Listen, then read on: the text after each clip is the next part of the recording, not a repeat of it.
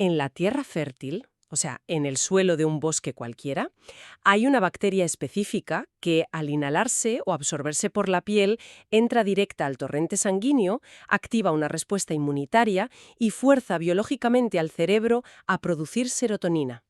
Y fíjate que esa distinción cambia por completo el paradigma que teníamos. Es que sentirse bien en la naturaleza no es una ilusión poética ni un efecto placebo derivado de ver árboles bonitos. Estamos hablando de una medicación bioquímica directa, agresiva casi. Claro es que llevamos décadas tratando el concepto de salir a la naturaleza como una recomendación súper vaga, ya sabes, como si cualquier ecosistema sin asfalto tuviera exactamente la misma composición química y produjera la misma respuesta. Exacto. Y bueno, las fuentes de hoy demuestran que la medicina ambiental opera con una precisión clínica asombrosa. Pues de eso va esta inmersión a fondo.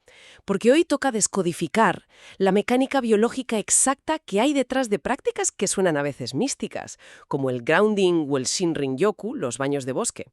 Sí, El objetivo que tenemos es mapear los efectos fisiológicos de la tierra orgánica, de la arena conductiva, del agua dulce fría y del plasma marino. que no son pocos. No, para nada. Vamos a analizar cómo cada entorno interviene en el tono vagal, la carga eléctrica de las células y los niveles de cortisol. Asumiendo claro que quienes nos escuchan ya conocen más o menos el papel de estas variables en la inflamación sistémica, pero la idea es entender el porqué exacto y el cómo fisiológico de cada paisaje. Eso es. Para cualquiera que sienta saturación urbana o altos niveles de estrés, esto es vital, porque el conocimiento aplicado requiere precisión. No sirve de nada buscar relajarse en un entorno que, por sus características físicas, va a generar una hiperestimulación. Totalmente. O viceversa. Vale, vamos a desgranar esto empezando por el terreno físico, o sea, el suelo. Antes de meternos en el agua y la inmersión térmica, hay que entender el impacto electromagnético y microbiano de descalzarse. Que tiene mucha amiga. Muchísima. Y aquí se presenta un contraste interesantísimo entre el suelo del bosque frente a la arena de la costa. Si analizamos la investigación sobre la tierra orgánica, el factor diferencial no es eléctrico, sino puramente microbiológico. Exacto. El suelo de un bosque primario o de un campo fértil es un bioreactor en sí mismo. Y aquí es donde entra esa bacteria que mencionabas en la introducción. La Mycobacterium vaccae. Esa misma, su mecanismo de acción es fascinante porque desafía toda esa idea de que el cerebro opera de forma aislada. O sea, cuando el cuerpo humano entra en contacto con esta micobacteria... Ya sea respirando polvo suspendido o por contacto directo en la piel, ¿no? Sí, de ambas formas. Pues los macrófagos del sistema inmunológico la detectan de inmediato. Es decir, para que nos entendamos, las células de defensa se la comen y empieza una reacción en cadena. Así es, literalmente se la comen. Al fagocitar la bacteria, estos macrófagos liberan citoquinas. Que son proteínas de señalización. Exacto. Y lo que revela la literatura científica reciente es que estas citoquinas específicas viajan y estimulan directamente las neuronas del núcleo del rafe dorsal, ¡Madre mía! que está en el tronco encefálico. Esa es la central de producción de serotonina. O sea, es un hackeo evolutivo en toda regla. Es brutal porque el sistema inmunitario percibe un microorganismo del suelo y en lugar de generar una inflamación patológica o ponerse en alerta, desencadena una respuesta neuroquímica ansiolítica. Es una locura cómo funciona, sí. Y a esa sopa de microorganismos del suelo hay que sumar lo que cae de arriba, porque claro, los árboles no son elementos de decoración pasivos. ¿Qué va? Están librando su propia guerra química constante. Emitiendo fitoncidas. Terpenos, alfapinenos, limoneno, bueno, son compuestos orgánicos volátiles que usan para defenderse. Exactamente. Y la documentación detalla que cuando el ser humano respira estos compuestos en medio del bosque, el sistema inmunológico reacciona elevando drásticamente la actividad de las células NK, las natural killers. Las asesinas naturales del cuerpo. Sí. Pero fíjate, lo que me parece revelador no es solo que suban las defensas así en general, sino el mecanismo intracelular. Porque respirar fitoncidas fomenta la liberación de perforina y granzima, que son precisamente las proteínas que estas células NK utilizan para destruir células tumorales o infectadas por virus. Es una pasada. Básicamente, el bosque está induciendo una profilaxis oncológica y antiviral por vía aérea. Literalmente. Y encima sin olvidar la vía endocrina. Ah, claro, porque la inhalación sostenida de estos terpenos en un bosque denso suprime la actividad de la corteza prefrontal, esa parte asociada a darle 1000 vueltas a las cosas, la rumiación mental. Eso es. Y disminuye además la secreción de cortisol por la glándula suprarrenal. Hay una inducción forzada, por así decirlo, hacia el sistema nervioso parasimpático. Es un cóctel bioquímico contundente, vamos. O sea, que caminar descalzo por el bosque es someter al cuerpo a un chute de probióticos y compuestos volátiles que te modifican la arquitectura neuronal. Tomarse un chupito de probióticos y vitaminas, casi. Tal cual. Pero claro, si cambiamos de ecosistema y nos vamos a la arena de la playa, la literatura nos muestra una interacción totalmente opuesta, diametralmente opuesta. Porque la playa a nivel microbiológico es un desierto en comparación con el bosque. Sí, allí no hay esa riqueza bacteriana. Su poder no reside en las bacterias, reside en la física pura y dura. Hablamos de conductividad eléctrica. Y este es un tema crucial hoy en día, porque el efecto triboeléctrico de la vida moderna es un problema grave. El roce constante con materiales sintéticos, el caminar sobre asfalto con suelas de goma. Que son aislantes. Claro, y la exposición continua a campos electromagnéticos no nativos, pues hacen que el cuerpo humano acumule un exceso de carga positiva en forma de protones y radicales libres. Un estrés oxidativo crónico. Exacto. Y esa carga necesita una salida. Bueno, pues resulta que la arena del mar, especialmente ahí en la zona intermareal donde está empápala de agua salada, es probablemente el conductor eléctrico natural más potente al que puede acceder un ser humano. Entiendo que esto es por la disolución de sales minerales, ¿no? Por la cantidad masiva de iones disueltos, sí. A ver, el agua de mar está repleta de cloruro de sodio, magnesio, calcio, potasio. Cuando la piel desnuda entra en contacto con esa arena húmeda, se crea un circuito cerrado de bajísima resistencia con la superficie terrestre. Ya. Y la Tierra, como planeta, tiene una carga superficial negativa prácticamente infinita. Es un reservorio gigante de electrones libres. Entonces, claro, el diferencial de potencial hace el resto. Eso es. Los electrones libres fluyen desde el suelo hacia el cuerpo, neutralizando instantáneamente los radicales libres de carga positiva. Es alucinante. Es un proceso físico puro, de extinción del estrés oxidativo que, y esto está documentado, reduce la viscosidad de la sangre y estabiliza el potencial eléctrico de las membranas celulares. Fíjate, esto plantea un contraste clarísimo en cuanto a la utilidad clínica de cada entorno. Si observamos el bosque, vemos un espacio de inoculación biológica, como hemos dicho. Y si observamos la arena húmeda, vemos un terminal de descarga eléctrica. O sea, ¿podría argumentarse que el bosque funciona como un cargador biológico y la playa actúa como un descargador estático de electricidad? Bueno, a ver, yo no simplificaría tanto la función del mar como un mero descargador. Ah, ¿no? No, porque la playa no solo extrae carga positiva, sino que infunde electrones. Es más bien un restaurador del equilibrio eléctrico base. Sin embargo, la analogía que haces tiene muchísimo mérito si nos fijamos en la intención clínica. Claro, el objetivo. Eso. El bosque nutre una deficiencia microbiana y suprime esa alerta constante mediante los compuestos volátiles. Es una intervención que requiere cierto tiempo de exposición, pero la playa, en su vertiente de grounding, ejerce un efecto físico casi instantáneo sobre el flujo sanguíneo y la tensión estática. O sea, conectar el cuerpo a una toma de tierra para descargar una batería estática casi al momento. Exactamente. Vale, pues esa misma alta conductividad y reactividad que vemos en la arena salada húmeda se multiplica exponencialmente cuando pasamos del terreno sólido a la inmersión total. Ya lo creo. Porque habiendo establecido cómo se descarga el cuerpo en la orilla, el siguiente paso lógico es sumergirse en el agua. Y aquí es donde la física de la costa choca de frente con la biología del agua dulce de montaña. Si abandonamos el suelo y analizamos meterse en ríos o lagos frente a meterse en el mar, las diferencias en los mecanismos de acción son abismales. Empezando por la termogénesis. El frío del agua dulce, claro. Sí. Los ríos de montaña o los lagos alpinos presentan una característica térmica fundamental, y es que suelen estar a temperaturas que exigen una respuesta fisiológica de emergencia inmediata en el cuerpo. ¿Que no es un simple ¡ay, qué fresca está! No hablamos de un ligero escalofrío. Hablamos de la activación del reflejo de inmersión en mamíferos. El choque inicial, ese momento en el que el agua helada te golpea la piel y el cerebro entra en alerta máxima. Fíjate, los termorreceptores cutáneos, especialmente los que están asociados al nervio trigémino en la cara y el cuello, envían una señal de amenaza inminente brutal. De vida o muerte. Claro, pero lo verdaderamente curativo es la respuesta del organismo a eso. porque en lugar de mantener una cascada de pánico simpático, el choque térmico provoca una activación vagal masiva. El nervio vago impone una bradicardia severa, o sea, una reducción muy agresiva del ritmo cardíaco, para conservar oxígeno. En episodios anteriores hemos comentado cómo se siente esa anulación. O sea, es literal como pulsar el botón de reinicio forzado en un ordenador que se ha bloqueado. Tal cual. Tienes un sistema sobrecalentado, saturado de estrés crónico, el cuerpo se sumerge en agua a 8 grados y de repente se apaga el ruido. Un corte abrupto. Aunque yo no diría que es apagar el sistema, fíjate. ¿Cómo lo definirías? Es más bien forzar una anulación fisiológica que sobrescribe la respuesta de lucha o huida. Es decir, el sistema simpático grita «peligro» por el frío, pero el alto tono vagal impone una calma química casi dictatorial. Para proteger los órganos vitales. Exacto, mediante la vasoconstricción periférica.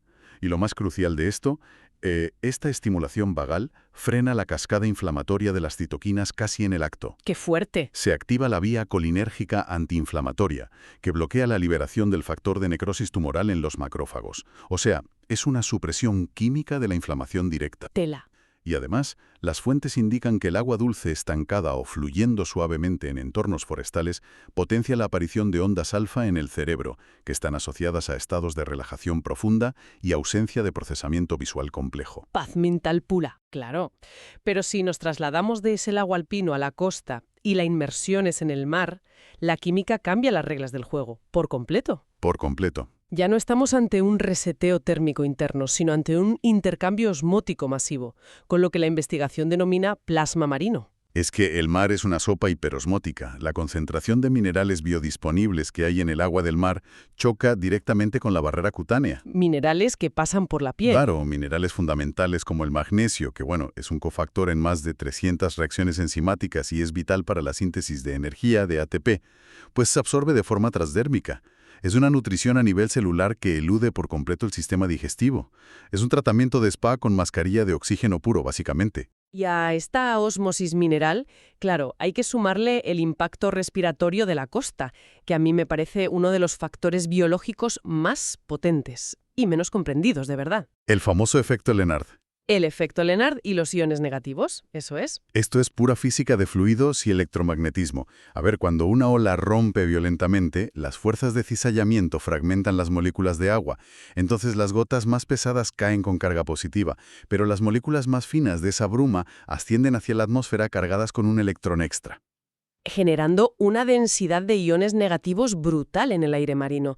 Pero me pregunto, ¿es solo la temperatura del río de montaña lo que relaja o influye que el agua dulce carezca de todo este bombardeo de iones negativos que tienen las olas del mar? ¿Cómo interactúa esto a nivel celular cuando el ser humano respira este aire de playa? Es una pregunta excelente. Si conectamos esto con una perspectiva más amplia, vemos que al inhalar ese aire marino denso en iones negativos, ocurran dos cosas principales. A ver. Primero, en las vías respiratorias, estos iones se adhieren a partículas de polvo, alérgenos y toxinas que suelen tener carga positiva. Al unirse, las precipitan y limpian el conducto respiratorio. Una limpieza física, vaya. Exacto. Pero lo segundo es más profundo. Una vez en los alvéolos de los pulmones, los iones negativos actúan sobre los glóbulos rojos. ¿Los eritrocitos? Sí, estabilizan su membrana y, esto es clave, aceleran su capacidad para captar y liberar oxígeno. O sea, una oxigenación celular drástica. El resultado directo es un aumento en el metabolismo del oxígeno a nivel de la mitocondria y una aceleración en la degradación de la serotonina circulante en el cerebro. ¿Qué es lo que elimina ese aletargamiento, esa niebla mental? Eso es, da muchísima claridad mental. Y esto arroja una luz súper interesante sobre la eterna disputa entre si somos de montaña o de playa. Al cruzar la información surge esta gran cuestión sobre la naturaleza de la relajación. El choque térmico del río y su entorno verde parece generar un estado muy introspectivo. Una anulación del ruido exterior. Sí. Y entiendo por lo que decías que es una sinergia. Indiscutiblemente. Fíjate que el río o el lago de montaña proporcionan un aislamiento sensorial enorme. Hay una ausencia total de esta saturación iónica dinámica del mar, y la respuesta predominante es interna. El cuerpo repliega la sangre hacia los órganos y el nervio vago impone un ritmo lento. Claro, es contención. Contención pura. El mar, por el contrario, es pura expansión. Por el bombardeo iónico. Ese bombardeo acelerando la captación de oxígeno, junto a esa conductividad masiva de la arena húmeda que decíamos, y el yodo en suspensión. Todo eso fuerza al metabolismo a mirar hacia afuera. Es una estimulación simpática sana y una nutrición celular súper agresiva. Y es aquí donde la cosa se pone realmente interesante y llegamos al núcleo de este análisis profundo. Si entendemos estos dos ejes, o sea, por un lado, la biología de la tierra orgánica frente a la electricidad de la arena, y por otro, el reseteo térmico del agua dulce fría frente a la ósmosis y oxigenación celular del agua salada, podemos cruzar los datos. ¿Y extraer la receta perfecta? Claro. Empezar a prescribir la naturaleza casi con precisión matemática según el estado emocional de cada uno. Y te digo una cosa, esa es la aplicación clínica real de todo este conocimiento. Dejar de tratar el estrés de una forma genérica, como se suele hacer. Hay que animar a quienes nos escuchan a auditar el estado de su propio sistema nervioso autónomo antes de elegir un destino de fin de semana. Un ejercicio de pensamiento crítico sobre su propio cansancio. Totalmente. A ver, tomemos la primera combinación clásica. El combo de bosque denso y río de montaña.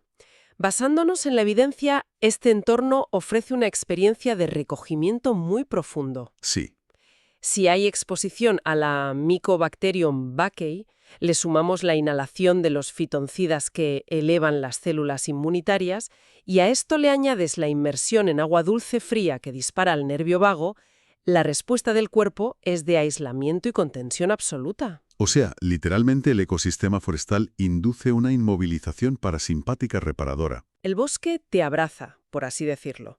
Y entiendo que esta es la prescripción ideal para sistemas nerviosos que están muy alterados o sobresaturados de estímulos urbanos y rumiación mental. Es la prescripción óptima para perfiles atrapados en lo que llamamos una sobremarcha simpática. Ya. O sea, cuando hay un exceso de catecolaminas, rumiación mental constante, la típica fatiga por pantallas, esa sobreestimulación acústica de la ciudad, el sistema nervioso ahí no necesita más energía externa. Lo que necesita a gritos es anular la entrada de estímulos. Claro. Y el bosque denso actúa como un amortiguador acústico y visual genial, mientras que su microbioma y el frío del agua obligan a la fisiología a repararse en silencio. O sea, el bosque y el río son como una manta con peso terapéutica.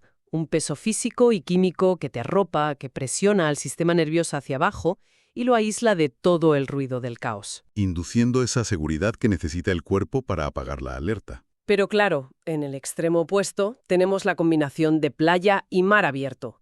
Aquí la inmersión ofrece una energía que la literatura describe directamente como expansiva. ¿Porque no hay contención biológica ninguna? Al revés. Hay descarga eléctrica cruda en la arena húmeda, hay absorción transdérmica de minerales por el plasma marino y una oxigenación muy acelerada por el oleaje rompiendo. La diferencia en la intervención es la clave de todo esto. Mientras que el bosque silencia, el mar reactiva. Claro, siguiendo con la analogía, si el bosque y el río son esa manta pesada que te arropa en una habitación aislada, la costa con su oleaje es como abrir de golpe todas las ventanas de una casa cerrada, para que entre un vendaval de aire fresco, barra todo el aire estancado de golpe. Es una estimulación energética de alto rendimiento, ¿sí? Y entiendo que esto requiere auditar muy rigurosamente el estado previo, porque la gente se puede equivocar de destino. Y lo hace constantemente. Imaginemos a alguien con un perfil de desgaste crónico, hipervigilancia sostenida, sin seguridad emocional debido a, presiones laborales muy intensas. Un burnout de manual, dominado por el estrés agudo. Exacto. Si ese organismo se expone a la combinación marina de la que hablábamos, con un sol intenso, viento cargado de iones y un oleaje potente rompiendo, va a estar recibiendo una estimulación expansiva brutal. Que puede ser totalmente contraproducente. Le estás pidiendo expansión celular y estimulación a un cuerpo que tiene las reservas bajo mínimos y que biológicamente lo que te está pidiendo a gritos es el aislamiento del bosque. En efecto, esa persona podría regresar de sus vacaciones en la costa con mayores niveles de agotamiento simpático de los que tenía. Madre mía. A la inversa pasa igual. Consideremos a alguien caracterizado por el letargo, la anedonia, ese estancamiento físico y una niebla mental derivada de pasarse semanas siendo sedentario en interiores con luz artificial. Lo que sería un estado de dominancia parasimpática disfuncional, una respuesta de congelación, de bloqueo. Pues si a ese sistema estancado lo metes bajo la sombra oscura y densa de un bosque húmedo, aumentas la contención. El organismo se va a sentir aún más aplastado, más aislado. Claro, lo que necesita esa persona de forma urgente es abrir las ventanas, Necesita el vendaval de iones negativos del efecto Lennard, soltar tensión en la arena y ese choque salino para romper el letargo mitocondrial. Es fundamental comprender esto. El ecosistema no es pasivo, interactúa con el estado basal con el que llegas. La medicina ambiental exige esta especificidad para no equivocar el estímulo. Es un cambio de paradigma brutal sobre cómo gestionamos la fatiga. O sea, con esto convertimos lo que hasta ahora considerábamos un simple fin de semana en el campo en una herramienta de precisión para la salud mental e inmunitaria. Para evitar el colapso, vaya. Exacto. A modo de resumen rápido de las joyas que hemos sacado hoy de las fuentes. Primero, la sorprendente bacteria Mycobacterium vaccae, del suelo orgánico, que fuerza la síntesis de serotonina. Segundo, los iones negativos de las olas del mar, que limpian y oxigenan las células. Y tercero, cómo el agua dulce fría y los ríos resetean el nervio vago y cortan la inflamación. Los datos demuestran clarísimamente que la fisiología humana mantiene una dependencia simbiótica con estos ecosistemas. Identificar la carencia específica, ya sea que te falten electrones libres o tengas una sobreactivación nerviosa, y aplicar el entorno correcto, es la fina línea entre descansar de verdad o acumular más fatiga. Y fíjate, precisamente, esta información nos lleva a un pensamiento provocador para terminar, para que la gente le dé una vuelta. Si la biología humana, según la evidencia que hemos visto, está tan finamente calibrada para intercambiar electrones con la arena húmeda, para absorber compuestos volátiles de los árboles para las defensas inmunitarias y para resetear el sistema nervioso en ríos fríos, entonces, ¿qué factura invisible está pagando nuestro cuerpo a nivel sistémico por pasar el 99% de nuestro tiempo aislados dentro de cajas de hormigón? Es un déficit crónico de hábitat, literal. Claro, es que estamos todo el día calzados con suelas de goma sintética que bloquean por completo todo este intercambio electromagnético y vital. El diseño urbano moderno, como dices, parece una barrera de contención contra todo esto. Que es justo lo que moldeó la evolución de nuestro sistema nervioso y de nuestro sistema inmunológico desde el principio. Pues una reflexión interesante para la próxima vez que los pies descalzos pisen un suelo artificial de forma indefinida. Con esto cerramos este análisis. Y como siempre, hay que seguir profundizando.